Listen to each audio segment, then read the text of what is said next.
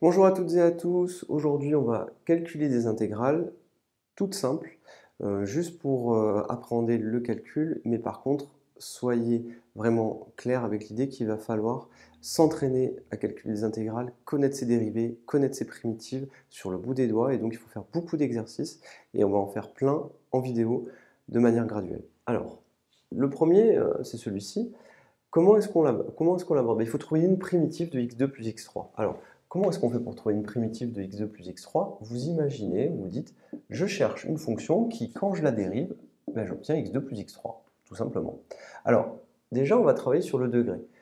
Il faut trouver une fonction qui, quand je la dérive, donne un x carré. Donc, par exemple, vous pouvez vous dire au début, ah bah tiens, c'est x puissance 3. Mais la dérivée de x puissance 3, c'est 3x2. Donc je suis content, j'ai obtenu mon x carré, mais j'ai le même problème avec ce 3 qui est devant. Donc on va corriger ce problème en écrivant un tiers. Et on refait dans notre tête le calcul. La dérivée de 1 tiers de x puissance 3, si je le calcule, ça va me donner 1 tiers multiplié par 3x carré.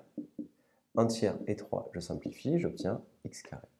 Donc une primitive d'x carré, c'est 1 tiers de x3, c'est des formules que vous pouvez apprendre par cœur, hein. Une primitive de x puissance n, vous le savez, eh bien c'est x puissance n plus 1 sur n plus 1.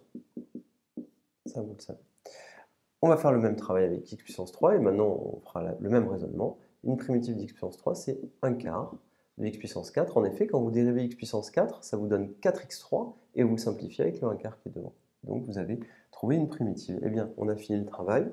Ici, on écrira 1 tiers de x puissance 3, plus 1 quart de x puissance 4, et on n'oubliera pas les bornes entre 0 et 3.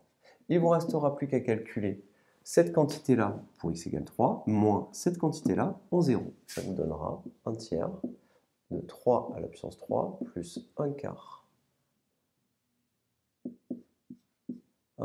de 3 à la puissance 4, moins cette quantité-là en 0, mais cette quantité-là en 0, il n'y a pas de difficulté, elle vaut tout simplement 0. Donc aucune difficulté, mais je l'écris juste pour que vous preniez l'habitude. Ça vous donnera 1 tiers fois 0 puissance 3 plus 1 quart fois 0 puissance 4. J'obtiens donc ce résultat. Il faudra juste le calculer, pas de difficulté. Vous pouvez mettre la valeur exacte en unité d'air ou vous pouvez mettre une valeur approchée comme vous le désirez, ça dépend de l'exercice. On va passer à celui-ci, c'est le même raisonnement. Vous devez trouver une primitive de t carré plus cos t. Donc vous cherchez une fonction qui, quand vous la dérivez, est égale à t carré plus cosinus t. Pas de difficulté. Alors, une primitive de t carré, c'est quoi? C'est t puissance 3 sur 3. Quand vous dérivez, ça nous donne, quand vous dérivez t puissance 3 sur 3, la dérivée de ça, c'est 3t2 sur 3. Et donc vous simplifiez par 3 et vous obtenez t2. Pas de difficulté. Maintenant, vous cherchez une primitive de cosinus t. Vous cherchez une fonction qui, quand vous la dérivez, est égale à cosinus t. Eh bien, cette fonction, c'est sinus t. Vous le savez, la dérivée du sinus, c'est le cosinus. Ainsi, une primitive, vous l'avez, c'est t puissance 3 sur 3 plus sinus t. Vous remettez vos bornes entre moins 1 et 4, et après, vous n'avez plus qu'à écrire cette quantité-là pour t égale 4, moins celle-ci pour t égale moins 1. Ainsi, on fait, on obtient donc 4 puissance 3 sur 3 plus sinus de 4 moins, et vous recopiez la quantité, vous mettez des parenthèses pour t égale moins 1. Donc ça vous donnera moins 1 puissance 3 sur 3 plus sinus de moins 1. Vous avez juste à calculer ça et vous aurez le résultat exact de votre intégrale. On va faire la même chose ici. On va calculer une primitive de cette quantité. Alors, c'est la même idée. C'est exactement la même idée. Vous cherchez une fonction qui quand vous la dérivez, d'accord, vous cherchez une fonction qui, quand vous la dérivez, est égale à t au carré moins 3t plus 5. Alors, dériver une fonction et elle doit être égale à t carré. Ben, cette fonction, on l'a déjà vue, c'est t puissance 3 sur 3. En effet, quand vous dérivez t puissance 3, vous obtenez 3t2, et vous avez un 3 ici, vous le simplifiez. Moins 3, et là, une primitive de t, c'est quoi? C'est t carré sur 2. En effet, quand vous dérivez t carré, vous obtenez 2t. La dérivée de t carré, c'est 2t. La dérivée de t carré sur 2, c'est 2t sur 2, et vous simplifiez. C'est comme ça qu'on le fait et petit à petit on s'entraîne et on acquiert les automatismes. Trouvez-moi une fonction qui, quand vous la dérivez, est égale à 5, et bien cette fonction c'est 5 fois t.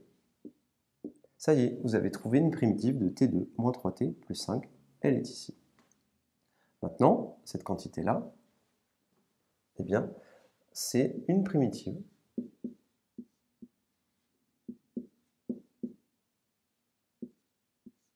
que je recopie ici, et je vais recopier les bornes comme ceci. Il ne vous restera plus qu'à faire le calcul. Cette quantité-là pour t égale 3, moins cette quantité-là pour t égale 0. Et vous obtiendrez, donc, on fait 3 puissance 3 sur 3, moins 3 fois 3 au carré sur 2, plus 5 fois 3, moins, eh bien on recopie cette quantité-là, mais pour t égale 0. Donc vous le savez, ça vaudra 0. Je le recopie juste pour la forme, ça nous donnera 0 puissance 3 sur 3, moins 3 fois 0 au carré sur 2, plus 5 fois 0. Et cette quantité-là vaut 0. Alors, on va finir par un exercice un peu plus difficile, mais il est difficile si vous ne connaissez pas vos formules. Alors, trouvez une primitive de 12 sur racine de x. Alors, voilà comment on va faire. Quand vous voyez quelque chose sur racine carrée de x, vous devez immédiatement penser à une formule qui est extrêmement connue. C'est, est-ce que vous connaissez la dérivée de racine carrée de x? La dérivée de racine carrée de x, c'est 1 sur 2 racine carrée de x. Ça veut dire qu'une primitive de 1 sur 2 racine de x, c'est racine carrée de x. Approchons-nous un petit peu du résultat. Comment faire pour qu'il y ait plus 2? Eh bien, regardez, la dérivée de 2 racine carrée de x, ça sera quoi? Ça sera 2 multiplié par la dérivée de racine de x, qui était 1 sur 2 racine carrée de x.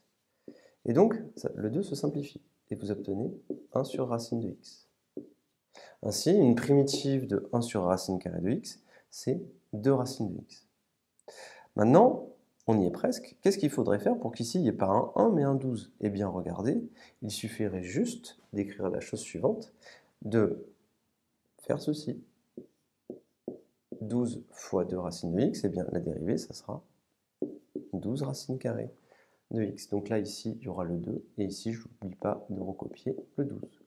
Ainsi, vous voyez bien que par un jeu de multiplication et de division par une constante, vous arrivez à votre résultat.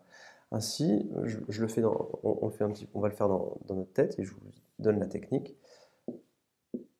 Une primitive de 1 sur 2 racine carrée de x, donc je le fais comme ceci.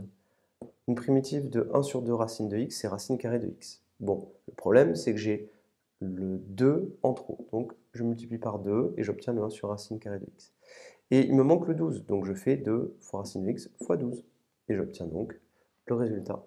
Donc, au final, votre primitive, c'est 24 racine carrée de x entre 1 et 2. Donc, il vous restera juste simplement à écrire votre résultat.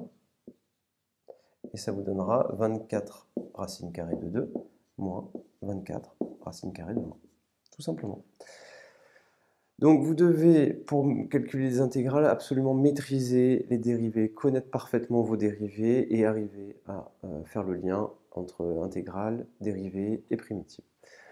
Ça demande beaucoup de travail, c'est des automatismes à développer, donc il faut vraiment en faire beaucoup, et notamment il faut commencer avec des exercices simples pour mettre en place toutes les intégrales, dérivées et primitives. Je vous remercie et à bientôt.